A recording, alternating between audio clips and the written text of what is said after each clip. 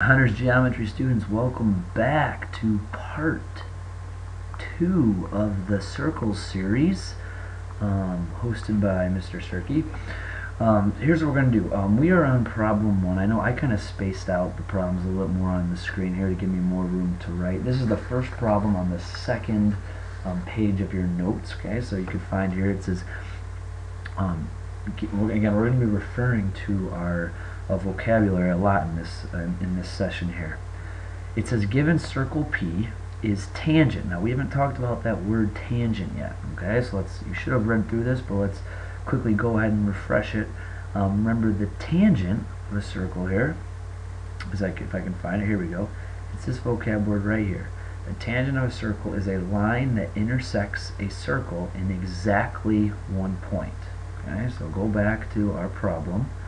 Okay, if you notice here, there's 4 points, 4 tangent points on this circle. Okay, this would be a tangent line as it intersects the circle at one point there. BC is a tangent line; it intersects the circle at one point right there. As are DC and AD. They're all tangent lines because they all intersect the circle at one point.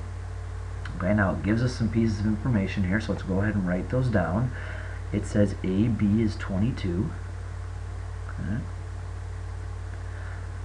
BC is 12.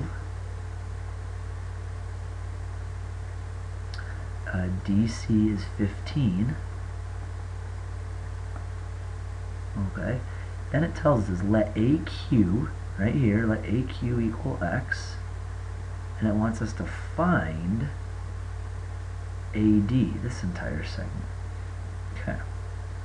Alright, well there's a very specific type of problem that we call this, and a very specific theorem that's going to help us solve it. So go back up to our vocab. This problem is what we call a walk-around problem. Okay, and you'll probably see why here in a second. And it says use the theorem that says tangents from an external point create congruent segments. Mark them, and then, quotes, walk around the triangle, okay, or in this case it's a quadrilateral, to find the missing segments. Okay, so go up here and let's see if we can find this theorem here that talks about an external tangent. What do we got here? Okay, here we go, right here. It says if 2 tangent segments are drawn to a circle from an external point, then those segments are congruent. Okay, so again, keep this out with you. Maybe if you have this sheet next to the problems we're working on now. It says then those segments are congruent. So if 2 tangent segments are drawn to a circle from an external point, those 2 segments are congruent. Okay, so let's go back to our problem here. In this case, points A, B, C, and D are all external points. Okay, and they all have 2 tangent segments that are drawn from them. Okay, and again, the theorem says if 2 tangent segments, so here's 1 and here's 2, are drawn from an external point. Here's my external point. Oops. Here's my external point. Okay, not sure why that's happening.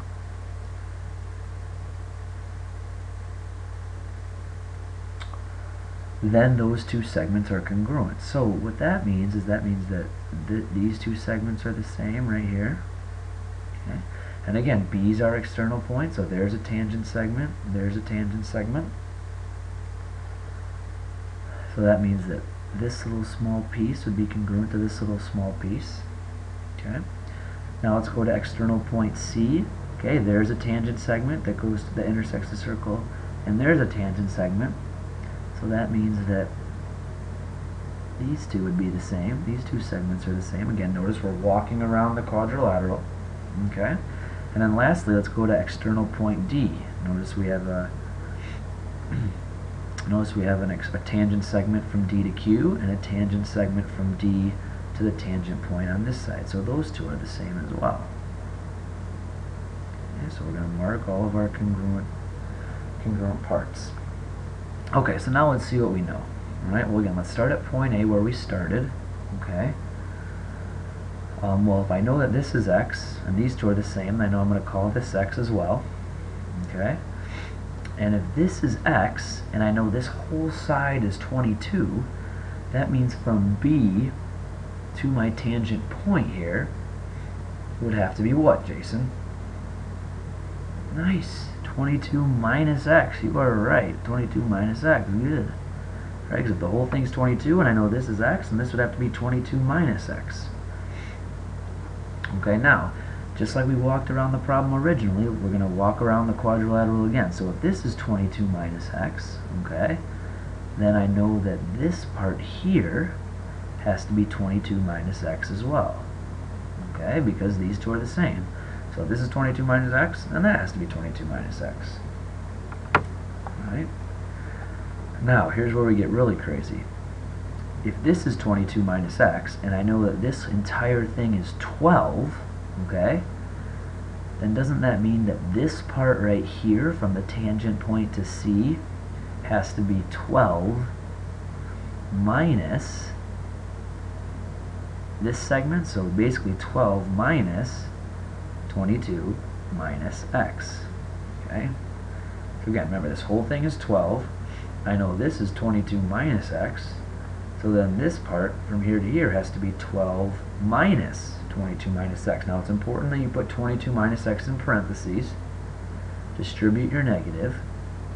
So we get 12 minus 22 plus x, which means that this side here is actually negative 10 plus x. Alright? Okay, so again, if this is negative 10 plus x, we've already marked these congruent. That means that this right here also has to be negative 10 plus x, because they're congruent. Alright? Now we have to do the same thing with this side over here that we did with this side. If this is negative 10 minus x, and I know this entire side is 15, that means that this segment from D to my tangent point here is going to be 15 minus, and then negative 10 minus x.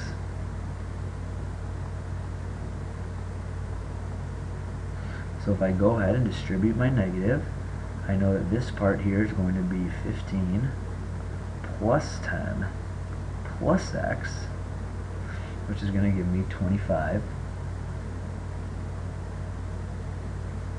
plus x. Oh, I copied that wrong. I'm sorry.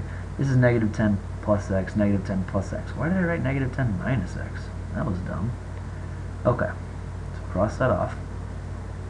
So that's going to give me 15 plus 10, okay, and then minus x, because a negative times a positive is a negative. Alright, I knew something was off. So that's going to give me 25 minus x for this distance here. Okay. Now again, when I walked around the quadrilateral the first time, I marked these two the same. So that means that this part right here also has to be 25 minus x, because these are congruent. Okay. Now let's go back to what the question's asking me. It's asking me to find AD. Okay, so pay attention closely here. If I want to find AD, doesn't that mean that AD, that entire side, is equal to this distance, 25 minus x, plus this distance, x? So what's going to happen with my minus x and my positive x? It's going to give me just 25. So I know that AD, which is equal to 25 minus x plus x, x's cancel out.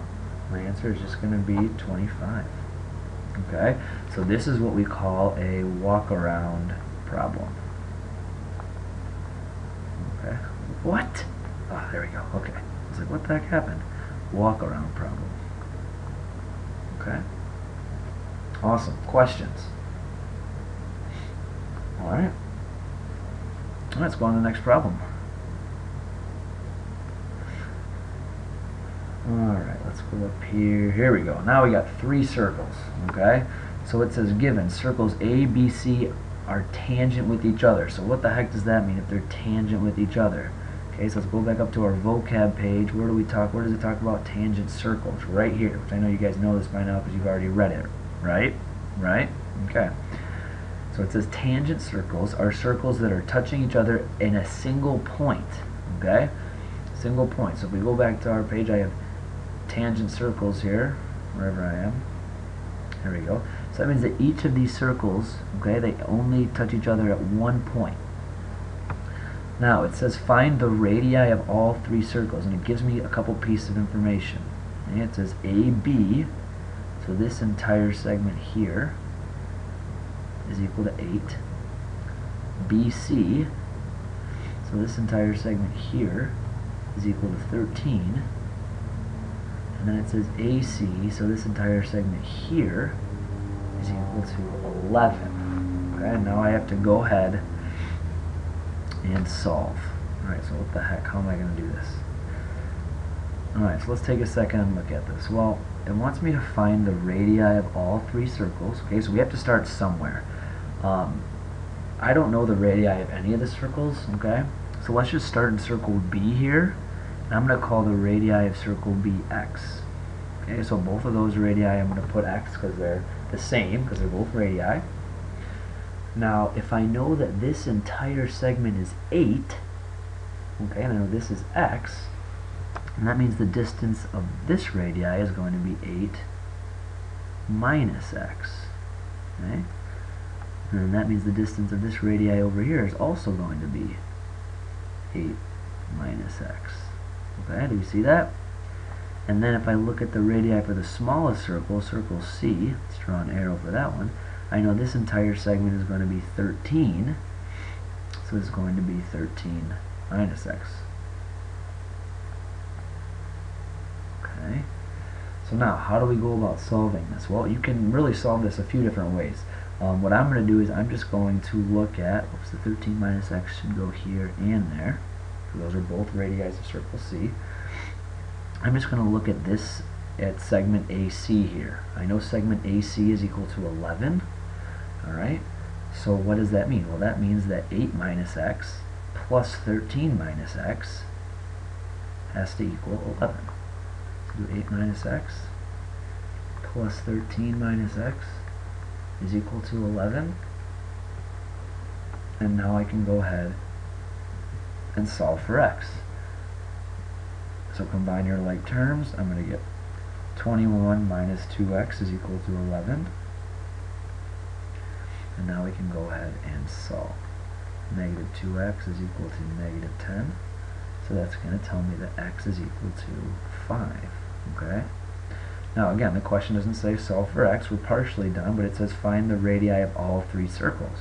Well, x happens to be the radii of circle B. Okay? And then, so the radii of circle B would be, oops, 5. Okay? The radii of circle A would be 8 minus 5, which is 3. And then the radii of circle C is 13 minus 5, which is 8. So I know the radii of my circles are 5, 3, and 8. Now, I know that those are the radii of the three circles, okay? But a lot of it was like that because I chose to make this x, okay? If I would have chose to make this distance x to start, okay, these radii would have been different. Okay, so I know these are the radii of the three circles,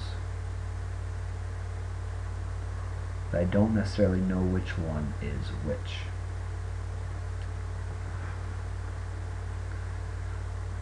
Alright, here's the last one we're going to do today. Okay, we're going to do number 3 here. Okay, it says 2 concentric circles. So again, let's go back up to our vocab page. Let's 2 concentric circles. Let's talk about concentric circles somewhere on here. I believe it does. Aha, right here. Concentric circles. Got it. Okay, concentric circles are 2 circles that have the same center point. So for our purposes, it's really a circle within a circle. Okay, so if you look at here, you got 2 circles, both have center O. I'm going to zoom in a little bit for this problem if I can. I can. Okay, so let's see. I have 2 concentric circles, have radii of 4 and 8. Okay, so the smaller one here has a radii of 4. And the larger circle here has radii of 8. So go ahead and write that in. It says find the nearest hundredth the length of a chord, and it's already drawn this in for you, a length of a chord of the larger circle that is tangent to the smaller circle. So notice that chord CD, okay, it's a chord within the larger circle, but it's also tangent, okay, it's also tangent to the smaller circle. All right, now if you look at your vocab, okay, look up at our vocab here, it talks about how if a radius is drawn to a point of tangency, the radius and the tangent are perpendicular. Okay? So what that means is, go back to our problem here, I have this radius that I'm drawing to a point of tangency. A point of tangency is where that point, okay, where that point on the circle intersects with the tangent line. So that means that the point of tangency and the radius here are perpendicular.